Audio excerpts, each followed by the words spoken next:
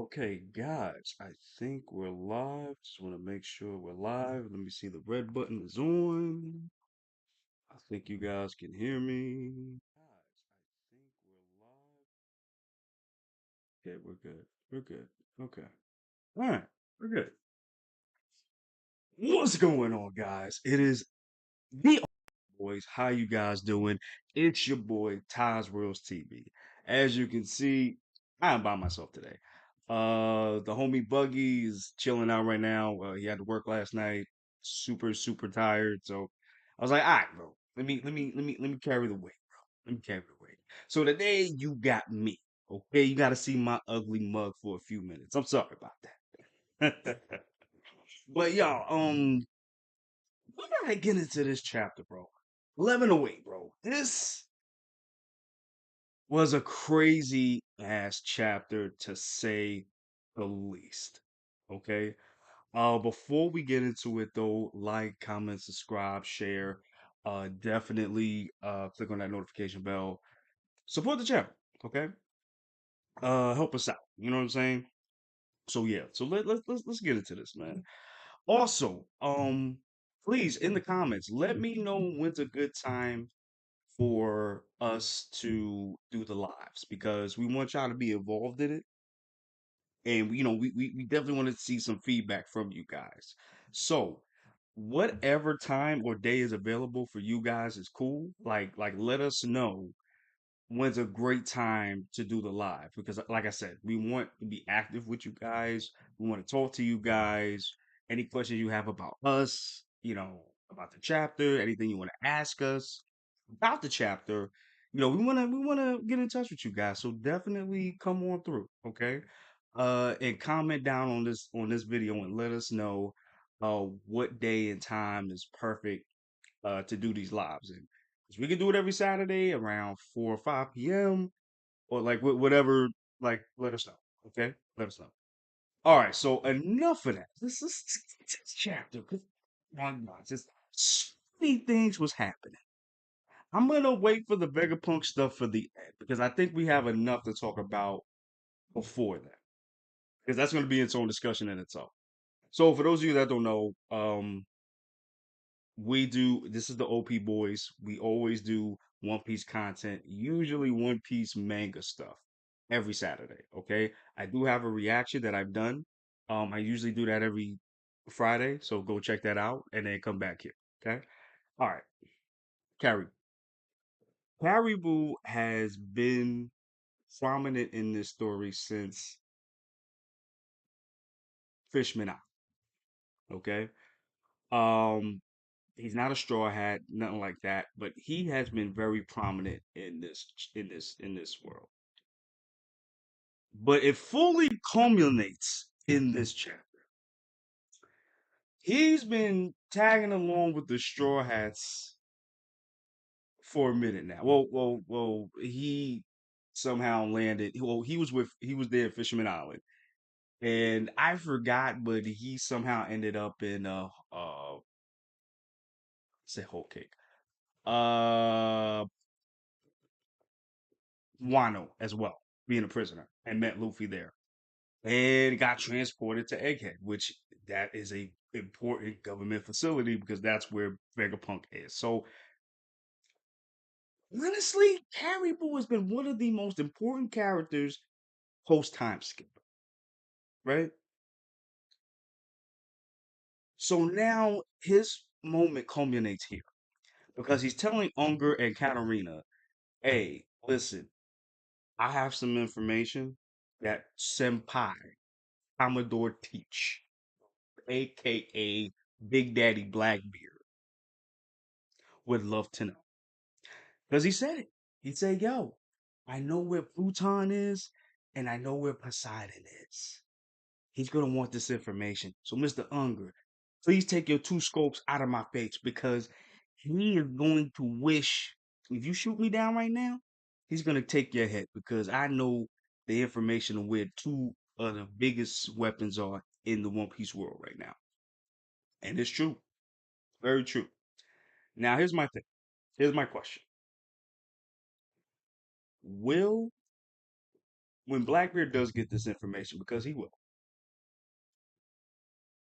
will he kill Teach? I mean, will Teach kill Carrie when he does get the information? That's the question. Because he knows this information. Now, he doesn't have Blackbeard doesn't have a reason to get rid of him. He doesn't. I feel like he's more valuable alive than dead. Because he sorry about that, guys. Because if you really think about it, he is very important. He has the ability, with his ability, he has the ability to do sneaking missions out here. He can be, because we all thought for the longest time, we all thought that Caribou was working for Blackbeard on the low. Turns out he wasn't, but he wants to. So I can see Caribou from this point being like the, you know, how can I say it? Uh kind of doing sneaking missions to get information from people. That's where I see Caribou being from this point on. So I don't think Blackbeard's gonna kill him off. I don't think so. I think Caribou is more valuable alive than dead. But we'll see. We'll see. Let me tell y'all something too. Unger has been impressing me these past this past month. Ever since his thing back into the story in 1093 of the anime. I feel like the anime did so good adding those details that we didn't know. Yeah, we saw Unger in that fight with Blackbeard with Blackbeard and Law. We saw him in there, but we didn't really think nothing of it. At least I did. But when we actually saw this dude take out Cracker, Crackers on biscuits with no problem. And this is something that Gear 4 Luffy had to go and do. Luffy had to go into Gear 4 with with help from Nami to defeat those biscuits and finally beat Cracker too.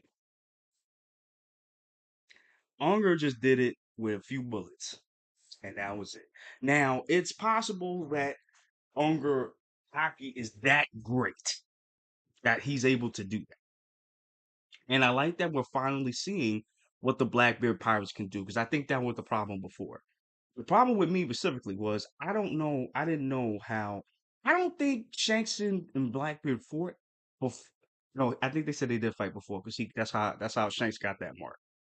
But my thing of it is, how did Blackbeard beat Shanks because in his crew? Because that's my question. Because not to say that Blackbeard is not strong, but he just hasn't impressed me because he hasn't done anything to make me go, oh, oh, damn, oh, damn, he's a problem. Yeah, he got the Quake fruit now. Yeah, he got the Quake fruit, and then he got the Darkness fruit. He's got two of the most OP Devil fruits right now, but he really hasn't really done anything till now. Till we see what he can do. He's amplifying hockey into his attacks. We didn't even I don't even think he knew about hockey until 2 years later, honestly. I think he's been training with hockey since the time skip. Because he didn't know hockey beforehand. If he knew hockey beforehand, I can see why he beat Ace. And then that's another question because Ace should have had hockey. And it's debated in the One Piece world that Ace may have had hockey, just didn't show it. And even if he did have hockey, he should have won that fight if he did have hockey. So very debatable because we know Oda didn't introduce hockey until I think a little bit after we started to see more Logias. Most notably, the Admirals. That's when they started to show hockey because hockey needed to be there to counteract Logia Devil Fruits because at that time Logia Devil Fruits were the most OP things powers you had to deal with because a lot of the attacks that that they get passed through. So you know, so I'm saying that to say this. Van Onger's hockey, which I'm guessing that Beckman's doing the same thing. He's putting hockey into the bullets, and if that's the case, I think this goes to show you that hockey reigns supreme. Now, I think you have a devil fruit and uh, um hockey really kind of makes you the best out here. But still, with this conversation, I think Van Unger is so powerful with his hockey that other devil fruits are not a problem for him. And if that's the case, and this is Usopp's final opponent, then that's going to be a problem because Usopp hasn't done anything since Dressrosa. We saw he has observation hockey. We never saw him with it again. And I feel like that's something that's Oda's been lacking a little bit with Usopp. I feel like Usopp needs that power up or something to deal with somebody like Unger. Because if that is his opponent, this current Usopp is not gonna cut. Not gonna cut. So we're gonna see. All right, so let's get to this other thing too. I want to talk about too in the chapter in 1108. The vice admirals. Are the vice admirals non-existent now? Because they haven't really done anything this chapter. This past thing since they've been in that game. They haven't really done anything. And it's to the fact where they're all fighting each other about what to do about the current situation because they can't get into the island because, or how should I say this? They're nerfed because they can't fight the Pacificas because they can't damage them because y'all need Vegapunk to fix them. Now Vegapunk is about to be out of the picture. Y'all about to have less Pacificas now. So there's that. And then the fact that we saw one of them, what's his name? Tosa? Yeah. Tosa out here got clapped by Dory with no problem. Yes, he's a giant. So that's kind of like, that's OP in itself, but still. So is Oda just like kind of downplaying the vice admirals? Is he saying that they're non-existent now? That they're nothing? You know what I'm saying? And mind you, we haven't seen a lot of vice admirals like that. We see them here and there, but now it just seems evident that they're about to be like we kind of gone past them now. That's where I'm kind of getting from Oda right now, from this chapter specifically. Um, and also I want to add to that too. And it adds to Bonnie too, because it talked a little bit about Bonnie too, a little bit, but it made it a lot because now the Marines are going to go after Bonnie because she is the highest authority figure out of anyone else. She has control of all the Pacificas, even authority past the Gorosei and possibly Emu too. More than likely Emu too. So that's the thing.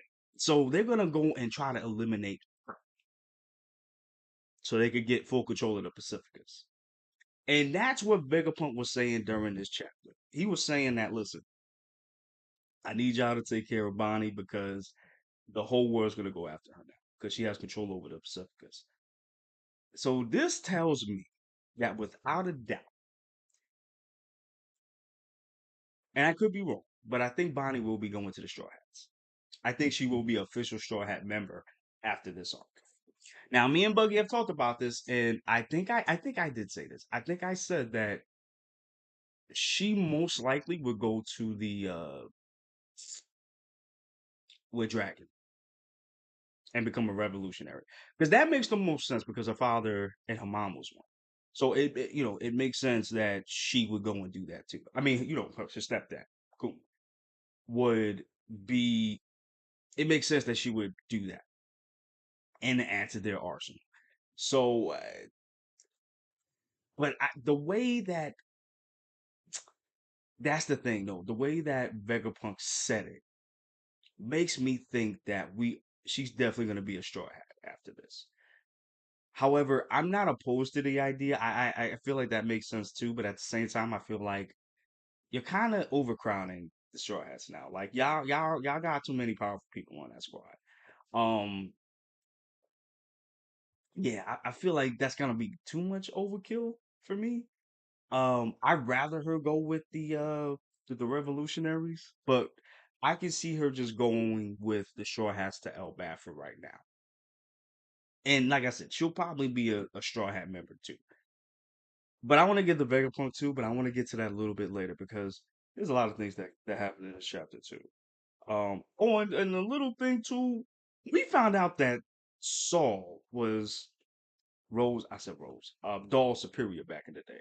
I thought that was like an interesting like tidbit. I really did. All right, forget all that. Forget all that. We got to get to the meat and potatoes this episode, okay? Um, so Dory and Bragi are going after to help Sanji and Luffy, right? My thing is, are they strong enough to deal with Saturn? That's my thing. I think they are. I think they're strong enough to deal with somebody like Saturn. Maybe not defeat them outright, but they're strong enough to deal with them. Mind you, remember, free time skip, they destroyed an island eating sea king. People forget about that. I'm currently rewatching One Piece. And I passed that episode like a month or so, like 2 months ago, or whatever. And it didn't even dawn on me that's what they did. They literally destroyed an island eating freaking monster. I think they're gonna be okay. And mind you, they single handedly together destroyed also destroyed kids Ayanko's was he considered a Yonko? I don't remember. Um but they destroyed kids' whole crew with ease. With help from Shanks, of course, but still they destroyed everybody. They sinking in the ship right now because of Dorian Brock right now. Insane. So I think, they're gonna be able to fight. I said Vegapunk. Going to be able to fight Saturn, especially now the way he is now, and I'm going to get to that too. Um, but I was right though. I did say that. I did say like a couple of episodes ago that Dorian Broglie are probably going to join in to jump Saturn. I mean, you're going to have to jump him at this point because I feel like he's too powerful for y'all not to jump him. I feel like y'all kind of have to do that. I feel like you have to. You have to. He's too powerful. But again, for the last couple of chapters, he hasn't done anything since Kuma rocked the shit out of him. He hasn't done anything. He's just been sitting there taking hits. Last week he took I forgot the name of the attack, but he took a Gear 5 attack from Luffy, went into the building, Luffy made him flew into the building, and then got up and then didn't do nothing. So I honestly thought that Pat Sauron needs to do something because he's just been a punching bag for the past couple of chapters. And it's like, I'm not saying he's a weak dude because he's not, but it's just like, all right, bro, what's going on? Because you're not doing anything. Being a little bit of a disappointment. I'm not gonna hold you. However, however, that changed when he started going ape shit and just started throwing hands with everybody. He just start throwing the legs everywhere, bro. Secreting venom, which this is a new thing now. We haven't seen that before. He's able to like disintegrate objects and people with the venom. It's kind of crazy when you think about it. And also, his eyes are a different color. They're not regular eyes. They're like beast. Like when you go in ape shit, they're beast coming out. Now, I think Saturn is not in control. I think it's his devil fruit, whatever it is. I think it is a zonin or something like that. Well, it was never said, but I think it's a zonin type thing. Well, let's say it's a zonin fruit from now on. Let's just say it's a special type zoning model. We'll say that until I'm told otherwise by Oda. It seems like his zoning devil fruit is taking over him, and that's why he's acting the way he's acting. Because remember, he didn't speak this whole time. He didn't say nothing.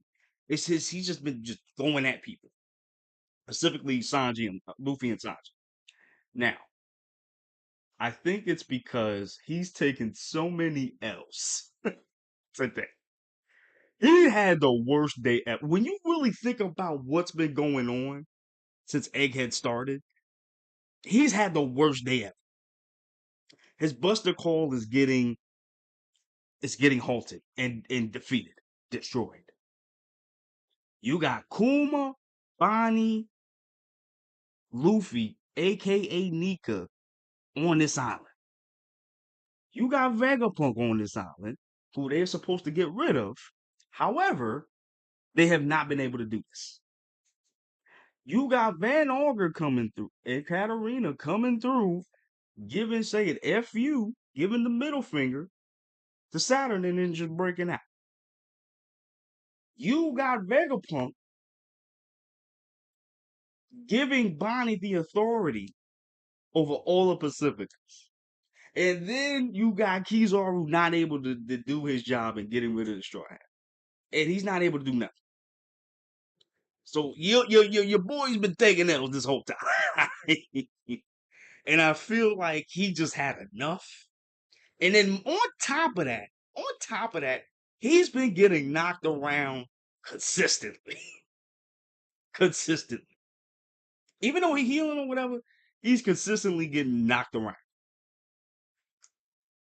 He's had enough. And I think that's his beast taking over. Kind of like how time skip Chopper when he went super big, when he went to that monster form, and then he couldn't control himself. I think that's what's happening here. I could be wrong, but I think that's what's happening here. Dude has been taking so many L's. I mean, the Pacificas are out of his control.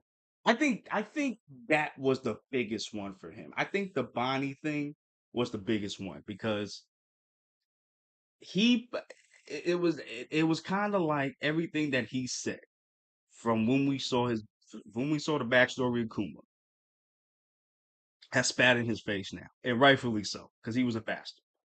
And then everything that he's been saying has been untrue. So it's like, fuck you. you know? And then he got rocked by Kuma. I forgot about that. He got rocked by Kuma, bro. Heavy hockey hand, bro. Heavy hockey hand, bro. So that's why I think I could be wrong, but I think his zoning side is taking over, like, cause he's had enough.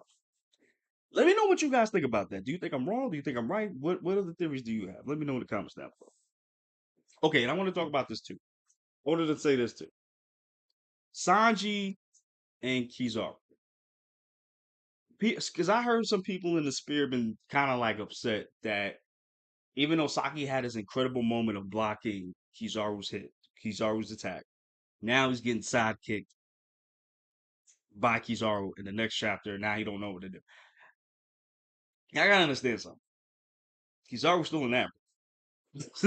like I don't know if y'all don't remember that, but Kizaru is still a average. He's still powerful. Like, I don't know what it is with the One Piece guy. I don't know what it is with the One Piece fans sometimes. Not only y'all, not all of us, but some of us. I don't get why, if y'all haven't seen anybody for a while, that means that they're weak. I don't understand that. I don't understand that. For example, Lucci is the biggest example I can really think of right now. Because I've been saying for the longest time that Lucci is not a weak dude. But y'all got people upset that Zoro is getting held back by Lucci. But people forget this dude would have beat Luffy had he not underestimated him. Luffy had no business beating this dude. And you think Lucci was going to just sit there and be like, oh, okay, well, I'm going to chill on the moon. Like, I'm going to go with Eno and chill on the moon because I lost to Luffy. No, he was training hard out here. He made sure that would never happen again. Even though it happened again, but it happened with Gear 5, Luffy's strongest form. And people want to sit here and talk about, oh, no. Luffy, it doesn't matter. Luffy beat Lucci with order. He had to go. Luffy went to his strongest form to fight him, to dog walk him. And then people don't understand that. I don't know if they don't want to stand it or don't want to accept it. I don't know which one it is. But the point of what I'm saying is, yes, Kizaru was still strong. He's still an admiral. The admiral stocks have not went down. No, I mean they're starting to now because look at what's happened. Sanji blocked his attack. Luffy kept Kizaru at bay. Luffy Luffy punched homie twice, and then he had to get his collective thoughts together. But still, they're holding an admiral back, which is something that they could not do pre-time skip. Which goes to show you how strong the Straw Hats have been or are. Okay. However, with Sanji, y'all gotta understand something. Sanji has a passenger. He has Vegapunk, and Vegapunk is dying. So of course he has to like kind of take care of him and make sure they could get away from Kizaru and freaking a Gorosei member. Y'all gotta chill with that, bro. Just give Sanji a minute. Let him put down Vegapunk and then let him go back to business. Okay? Can we do that, please? Thank you. All right. All right. All right. However, I wanted to say this before we go to Vector, right? Luffy goes into giant form and grabs both and holds back. Yo, this whole panel looked epic too. He held back Saturn and grabbed Kizaru, like crushing this dude like he was like he was Great Ape Vegeta squeezing Goku back in the Saiyan saga when they fought like crazy, squeezing this dude so hard that he got ketchup coming out of him, bro. Crazy, bro. And he's doing this without haki. Put that in perspective. Without haki, bro. That's one of the biggest things for me too. Woo. Okay, so we gotta. All right, so this is like the coup de grace here. So I want to say this real quick. Vegapunk is definitely dying in this arc. This is it for him. Definitely it for him. And I'm not mad by it, but let me say why though. We've been alluding to Vegapunk for since pre-time skip. We've known about Vegapunk for a very long time. I think it's okay that he dies this chapter. Yeah, not this chapter, but this arc. It's fine. Now we talk. Now me and Bucky talked about this. Like, so if he dies, what happens to the other Stellas? Do they stay functioning? Do they also die? Like, what's happening with that? We don't know. But I think he's gonna die because dude got impaled like he's already in the same spot too. And mind you, uh Sanji moved him too, because Vegapunk said, "Yo, if you move me, I'm gonna die. I'm not even gonna hold you." So the fact that all of this is happening with him, and in the yo, and that's another thing I wanted to bring up too. I need to know what Kizaru's problem is. I need to know why this dude is so obsessed with following rules from the Navy. Orders. I need to know why. Because he's out here really about to kill Vegapunk. One of his closest friends, one of his closest peoples. I won't say he's a father to him, but he's one of his closest peoples. And then on top of that, Sentamaru, who he's close with, we saw in the flashback, and Bonnie and Kuma. He spent time with them.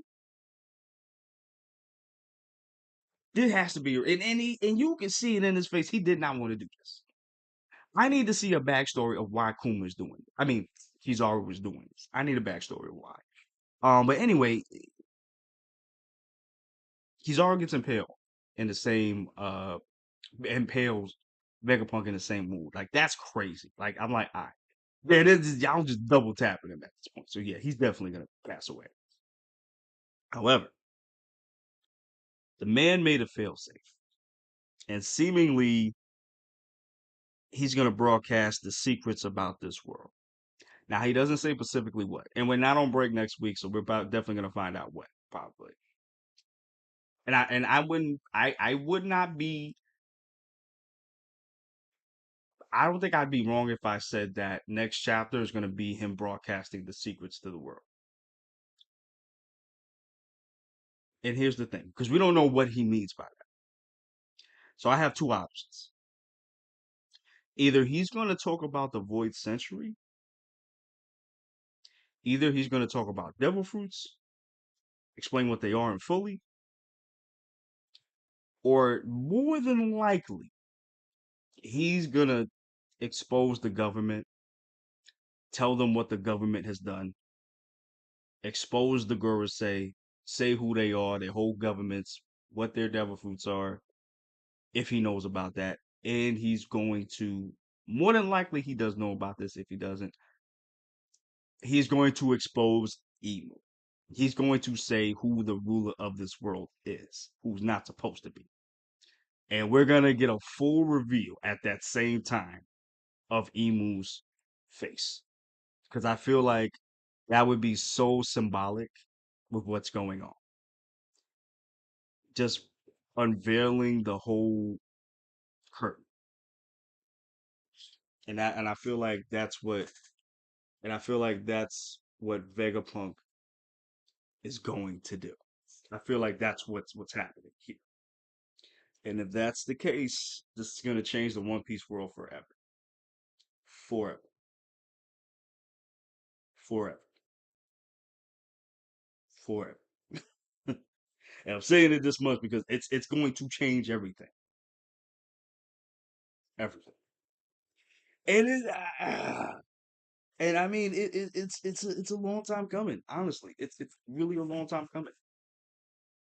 And I think that's what the reason why, and I think they said that too. That's the reason why the Gorosei and Emu decided to get rid of Vegapunk, was because of this. That was the reason why. They didn't want this to happen, but now it's a failsafe. So definitely Vegapunk is gonna die. For sure. For sure. All right, y'all. So last couple of minutes. I'm gonna give my score. I'm gonna give this a 9 out of 10. I feel like I'm giving this a 9 because so many epic things happen and so many things are just lining up too perfectly. Caribou, perfect lineup. We know. I mean, this has been working up to this. You know what I'm saying? Um, seeing Saturn lose his shit the way he did is very satisfying to me, especially after what he did to Kuma and Bonnie. So satisfying, bro. So satisfying because he's not in control anymore. Therefore, he's not in control of himself. I feel like that's an amazing symbolic thing, you know. Luffy holding back an Admiral and a Gorosei member going giant form. I feel like that's one of the best panels I've seen so far. I've seen this year so far. Um, just amazing. Just to let y'all know, I'm still a Yonko out here, y'all. Like I'm on Yonko status right now. Like Luffy is really that Yonko. You know, he went into that a little bit early. I'll admit. You know, I feel like he went into it a bit early. I don't think he was ready for, or shouldn't have been called a Yonko at that time. He was just only called Yonko by what he did in Whole Cake. But still, he's showing it now. This is somebody that fought Kaido, gave the winning hit. Okay, this is a Yonko out here that they're dealing with. This is not Shao Bodhi Luffy. This is prime time Yonko Gear 5 Nika form Luffy right now. And he ate good now. He ate good. So he good to go. He good. He good. Hmm. So yeah. So that's it for me, guys. More importantly, what did y'all think about this chapter? Did you love it? Did you hate it? Let us know what you thought about this in the comments down below. I will continue the reactions as usual. And yeah, since we're not on break next week, y'all definitely gonna get a review from us next week. I'm excited because I have no idea what's gonna happen. No idea. I have theories, but I don't have any ideas. More importantly, let us know what you think is gonna happen next week too. Let us know in the comments down below, guys. And with that, guys, I love you guys so much. Thank you for the support. You guys have been awesome.